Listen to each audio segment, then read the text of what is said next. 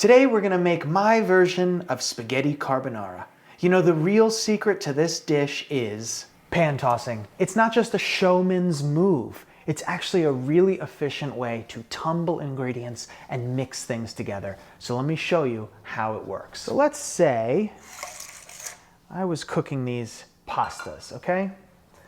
I'm just gonna draw on each of these with a marker so we can have a clean side and a dirty side. So while the traditional stirring method is really good at getting ingredients to move around in the pan, it doesn't actually cook the other side of it. 95% of them stayed right side up and only 2 flipped over. But if I pan toss, what happens? Look, you can see it happening. So if we look at it in slow motion, you can see really the ingredients are flying up the sloped lip edge of our pan. And really I'm sort of like pulling the rug out from underneath more than I am making an up and down motion. You know, think of those guys that pull the tablecloth and everything stays on the table. That's what's happening here. And you can clearly see it's an efficient method of flipping ingredients over. Some of the pastas have marker side up and some of them are marker side down. So now hopefully it's clear that pan tossing is not just a fancy trick. It's a super efficient way to flip ingredients over.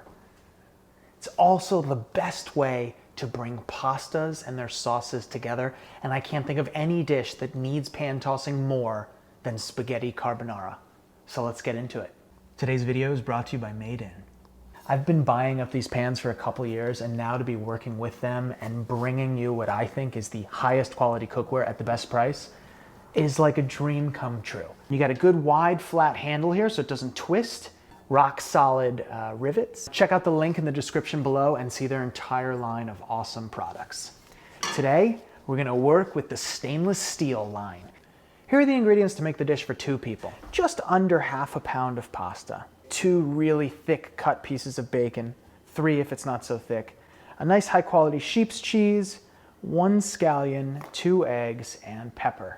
This is a pasta dish you'll find all over Rome, and the pork product of choice that they use is something called guanciale, which comes from the cheek. But I had a really hard time finding guanciale right now, and it shouldn't be something that prevents you from making the dish, in my opinion. So nice high quality bacon will suffice. This is not something traditional at all, but I think that a little bit of scallion cuts through the richness of this dish in a really nice way. Looks like our water's boiling. Beautiful. Just a little bit of salt. The bacon is pretty salty, so however you salt your pasta water, maybe halve that. One of the great things about this dish is it comes together as quickly as the pasta takes to cook, which in this case is 7-8 minutes. So we'll throw that in.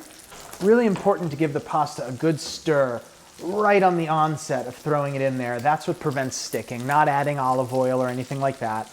Really want to cook the bacon on a pretty low heat so that the fat renders out. This is what's going to emulsify with the egg, cheese, and pasta water when we pan toss at the end. Our sauce begins with 2 eggs. 1, 2. Some sheep's milk cheese. Always important to taste it. Now, pecorino, sheep's milk cheese, manchegos in that family, very salty. That's one of the reasons why we lay off the salt here a little. This one's good. I wouldn't use a super fine cheese grater for this.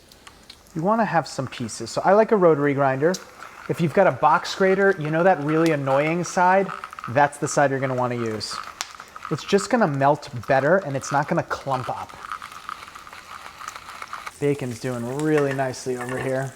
In some cases, it might just be a little too fatty. Mine seems to be the case.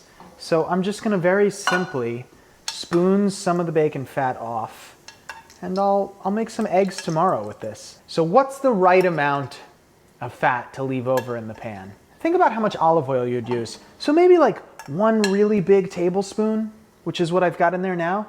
Go in with our non-traditional scallions. Just brighten up the richness a bit. Give that pasta another stir. Ooh, the scallion smells great. We're gonna come into this with some black pepper. Carbonara refers to coal miners. They say maybe the black specks in the pasta was a reference to the coal on their face when they emerged from the mines. So pepper's kind of like one of those You gotta have it ingredients. And I'm just gonna come in with a struggle whisk 7500, AKA a fork, and start working the cheese and the egg together in this little bowl here. We want a pretty thick mixture, but we also want it to be as homogeneous as we can possibly make it. It's like pasta water plays a crucial role in bringing carbonara together. All right, let's get about a 1/4 cup of water right into our pan here.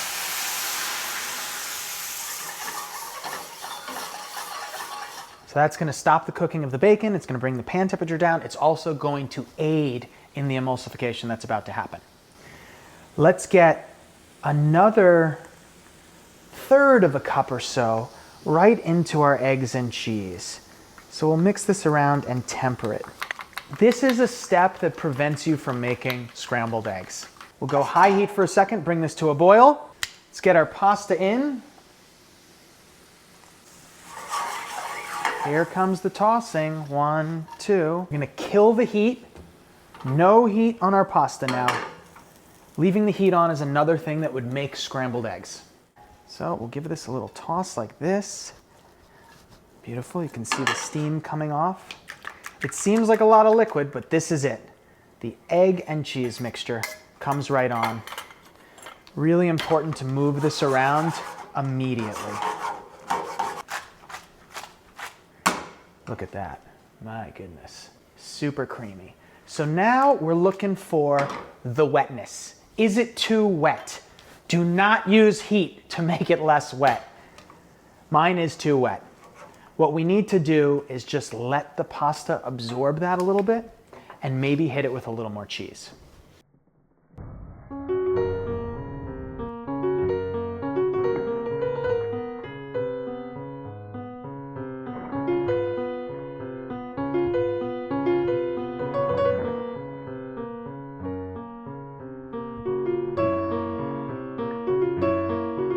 That's what we end up with right there.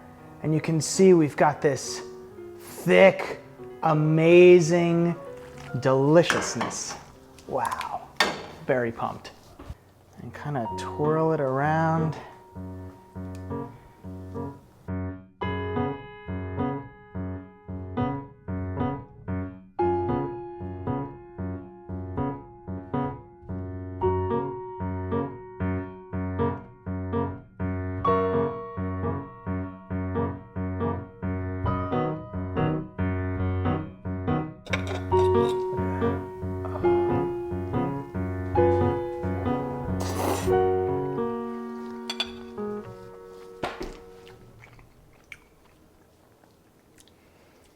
Really perfect. I really want you to see. Look at what pan tossing brought us. This is not drippy, yet it's wet. You just can't achieve that by stirring, you know? It's creamy, but yet it's not dripping off. It's not wet, right? It's perfectly emulsified. That's thanks to the pan tossing.